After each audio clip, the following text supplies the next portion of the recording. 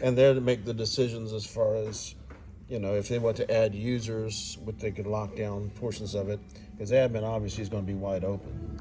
So we hit admin and we log in, and it has a password, which, let's see if I remember it. Oh, I did, got in. This is the home page. This shuts down like a computer. So you hit shut down first, and it tells you it's okay to turn it off. But sometimes if you don't see it, I think around here they haven't been using that so much, which means when it first comes up, it might not come back up the way it should have been. It should, in theory, always come back up the way it was when you turn it off. Okay. But when you shut it down suddenly, it may or may not, because it may not have finished writing that little file. It does. Now, Heath operates different than some consoles that keep it up to date as it goes. They tend to write the file at a different time in the process. So we're here. There is a change user, brightness, other little things on the front end. So we're in here. So now that we're logged in, we can go right to work. There's scenes. Think of them like presets, although they can be done kind of like a lighting console where you could actually have it go from preset to preset or scene to scene like a lighting console would. If you were doing a theatrical production, you could actually have it set so that you come in and every time they got to a certain point, you hit the next scene and it would mute these and unmute those or whatever you saved it as. So we come in here now. At this point, I can choose all kinds of stuff. Have you ever worked with a digital console? Yeah. Any of y'all before? I have. So you know that instead of whole rows of buttons that did the same thing over and over again, you select the channel you want to work with, and then you can adjust that channel. Then you select another channel, and you can adjust that channel. As soon as I hit a button, screen lit up with all kinds of stuff. They've color-coded them different things. So like here's the drums, and you've got buttons up here. The gain, high-pass filter, gates, comps, panning, all kinds of stuff like that. And then you adjust that particular thing. The soft keys, they haven't labeled them, so I'm not sure what they're currently set up for. Okay. Over here, you have our mixes. So it's just like, here's Ben, and if I don't know if you're still completely using the live mix, take them off completely, and everybody's using this or whatever, but if they're doing that with the app, they have the app that will allow them to adjust their own. But if you were adjusting it from here, I hit that, it lights up. What you're seeing here is what he's listening to, not the house. So I adjust this, and you can see all the in-ears mix. Yeah. Okay. Well, in-ears or whatever they're assigned to, because you can create those for like wedges, mantra wedges. You can actually create. We have one down here, if you'll notice. It's broadcast. Oh, got you. Okay. So if you hit that one, this is what we're mixing to send up to the broadcast studio, where you can make adjustments. So if the broadcast is like, the drums are so loud, then we can You turn it can down. turn down from here, Yeah. or they could do it with an app.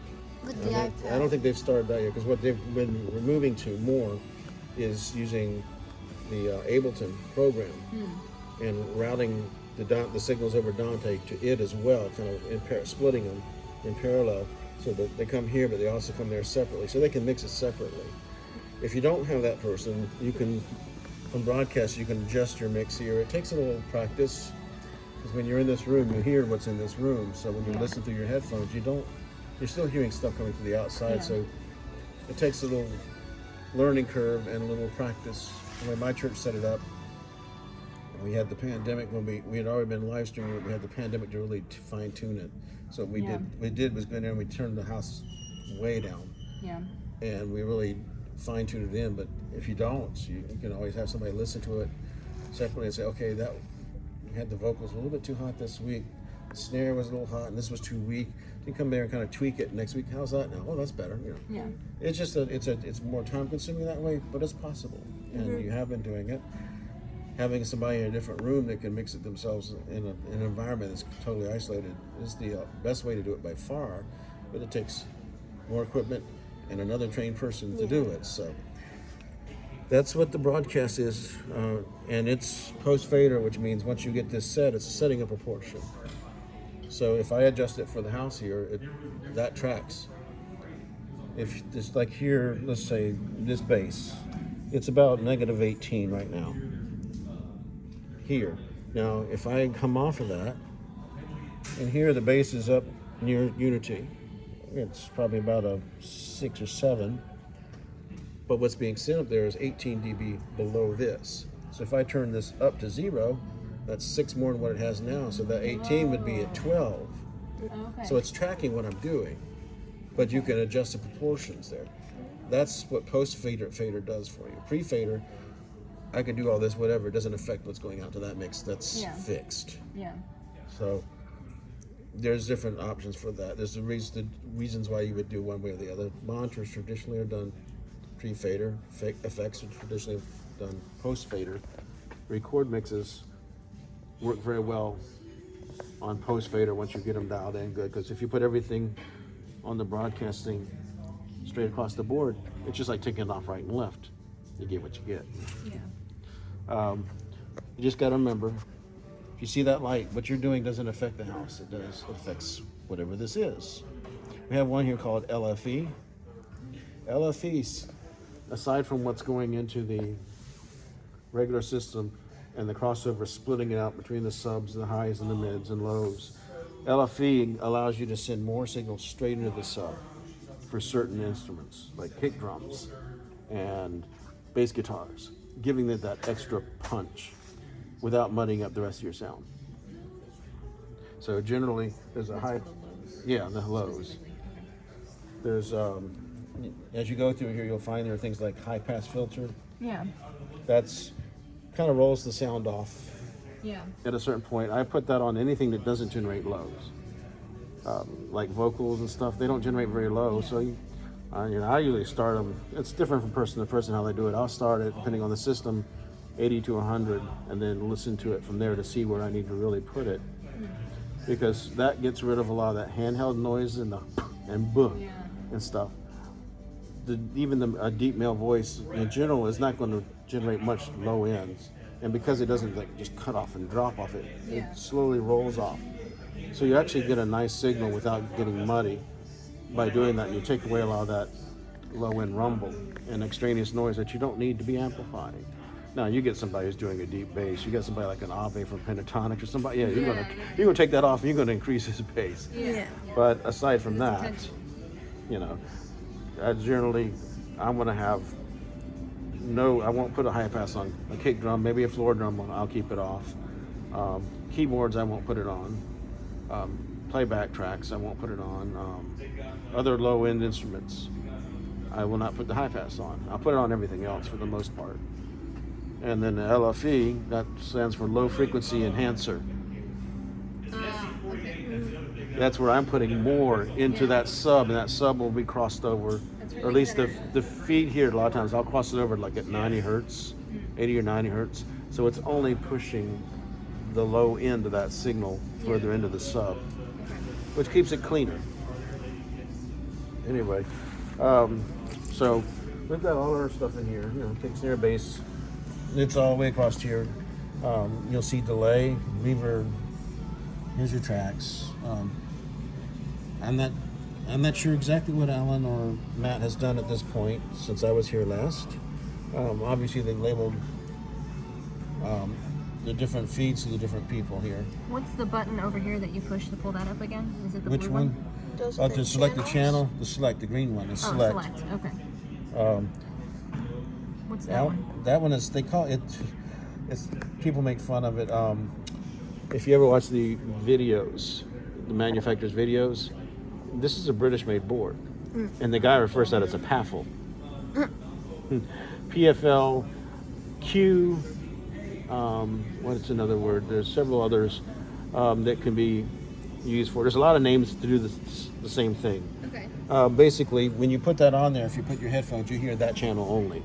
It could be a solo. It could be called solo, Q. In this case, PAFL, which pre-fader or after fader listen or whatever.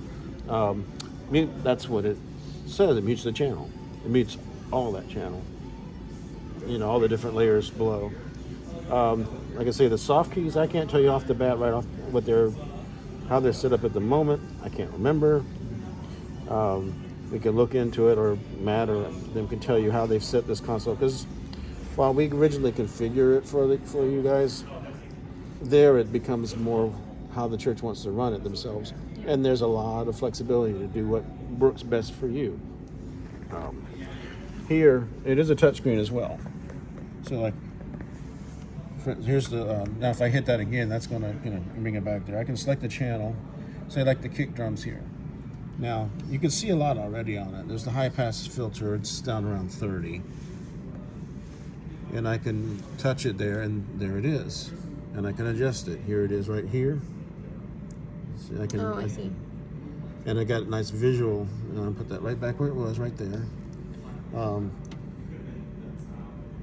This is the gate. Gates, you gotta be careful with until you're used to using them. I wouldn't do a lot with the gate yet. What the gate does is says anything that's below a certain threshold. Below and above, it cuts it off. Well, in this case, just below. Oh, just below. Okay. The gate is below. Anything that's below that threshold, we're going to mute the channel. Gate is below. No, high pass filter just takes the frequency and kind of rolls it off. Okay. Basically a transition. Basically, the gate says if you're not above a certain level, you're muted. Okay. All of it. Okay. So High end, low end, everything. And so you gotta be careful, because you can say, okay, well, I got a little buzz in this guitar. I put a gate on it. I don't hear the buzz. When he starts playing, it opens the gate. The question is, if he starts playing real soft, is that gate open enough, or is it cutting him off? That's why you gotta be real careful about using gates. Makes Now, sense. a person who knows what they're doing can use it to their advantage. Mixing drums, they can put gates on there so that it helps it not pick up the other drums as bad, and putting tight gates or whatever. The next one down here is, and so I would be careful with that one until you understand it more and you get to use it. The next one down is compress. On this line here is not a compressor. That's this one here. The next button down here, that's parametric EQ. You're familiar with graphic EQs probably. Now, parametric EQ gives you a different style of control, because you have, in this case, 3 bands here, plus your high pass filter. That does is you can boost or cut at a certain frequency. Then you can determine how wide that frequency is, or tight. If it's a notch filter, it's real tight. If it's really wide, covering a lot more. Up or down, so that's your gain. And then the frequency itself, where is it on this? And you can see what you're doing with the graph there. And there's different types. Here is your compressor. And these knobs here are just certain part of it. You can turn it on, you can actually take it out, like bypass it if you will, or put it in. Compressor goes above a certain threshold, it's going to squash it. And I say squash it, it will diminish it by a certain ratio, which you can set. Like in this kick drum, they set it 6:1, which is fairly significant. There's a threshold at what point does it come in, and makeup gain, so that you can add some back in. What that allows you to do, one thing is, because you're keeping the spikes out, sometimes you can raise the level a little bit more to increase the overall dynamics, even though what you're doing is decreasing them. The overall can come up a little bit at that time. When you've got somebody, have you ever seen somebody singing who they're singing all of a sudden they really just come out, or a preacher, think of these old-fashioned, the stereotype of the preacher who would preach hellfire and brimstone and would be talking, and he said, "Be gone!" And you get shout, and that shout just, you're like, pulling it. That can help catch it. You can't get your hand fast enough to pull him down. That will catch a spike and then bring it back up. Keeping him as a little bit more. They call it dynamics. Gates and compressors are dynamic processors. And what they do is help keep the dynamics of the volumes, and help manage them. There are other things you can do with them, but this is not the place to go into all that. Just basic operation. So when you have the compressor, you got ratio, threshold, and gain. Oh, by the way, I'm telling you this stuff. I'm forgetting to tell you. You touch that. See, it highlights it. It becomes. You see, it's becomes the cursor. You see that lights up. This button allows you. You touch what you want to adjust, and this button you can adjust it. So, like, if I go there, the ratio 6:1, I can make that whatever I want to. And you see it here reflected there. So that's showing you how it's flattened it down. That's the point there, the threshold. Then you'll see it when it comes in. This meter will go the opposite way. You'll see it start up here and go down on the compression side, and the other meter you'll see it going up. As you see the signal going up, you'll see the compressor coming in. You'll see a light thing starting from the top going down, showing it's compressing it. There's a lot of other stuff here, but I'm not going to go into every little detail of this console. I can be here for the next 3 hours. So you don't want that. But that's important there, that you know that whatever you're working with, you can touch it, and if it's something to be adjusted, you can touch it and that will adjust it. These are set. The preamp gain, the high pass frequency, the threshold for the compressor and gate, those are kind of set just so they're quick. You don't have to stop. Well, where is it? I got to hit no, it's right there. And you'll find that one in the sanctuary is similar. Over here, there's more things that are the same way. You can come over here without having to do that. Say I'm on the here on the pre-EQ, parametric EQ. I can say, well, I want the high pass, the high frequency. I want the low frequency, and then this is the gain, what frequency, and the width of it, or Q, or bandwidth. A lot of interchangeable terms. They mean similar things. Q and bandwidth are like the inverse of each other. There's an old saying, once you mix on one, you can mix on any of them. It's just, what do they call it and where they hide it? Because these, they could be sins, they can be mixes, they can be auxes. British boards used to call them foldback for monitors. They like the fun acronyms. Yeah, there's all kinds of things. It's what they call it, where they hide it. And in digital consoles, sometimes you got more than one route to get there, more than one way. But there is, on this console, you see GEQ, graphic EQ. If I remember right, I think it's only on the outputs. So if you were to choose an output, you could hit that button and then the faders will line up and become your graphic EQ knobs. Because they actually gave you a graphic EQ as well as parametric on the outputs. Okay, nice. Over here, your view, you push the button, you can see which input. If I release it, you see the name. So you can push which input it is that you're seeing. And if you push it and release it, it'll eventually go back. You got buttons here that you can assign things and you can make them pre-fader. Lots of things. There's a copy and paste function here. So I like this here. I can copy it, go to another one and paste it. Layers. This console is not like a traditional console. This is something that might take you a little bit of time to wrap your head around. The channels themselves are internal. What you have on the outside or coming in from the outside, they call sockets. So you can attach a socket to a channel. But then that channel is not necessarily here. Unlike your one upstairs in the sanctuary, where channel 1, your only choice is, do I bring it on slot 1, local 1, or USB 1? That's your channel. Here, the channels are internal. You can assign any slot to any socket to that channel. The channel is what gets the name. Then you can assign that channel to any fader on any layer, even more than one layer. So like here is layer 1. This is drums and band. If I come over here, like here's the next one. Click tracks. There's the computers over there. Over here, the next one down, it says auxes. Auxes and DCAs. So here's like our auxes. Which are those? This is like the master for the auxes. So you can see all the auxes there. I can select the aux. And you got there, you can see you've got You got EQs. You've got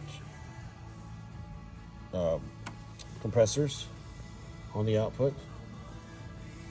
You got EQs, and you got that graphic EQ,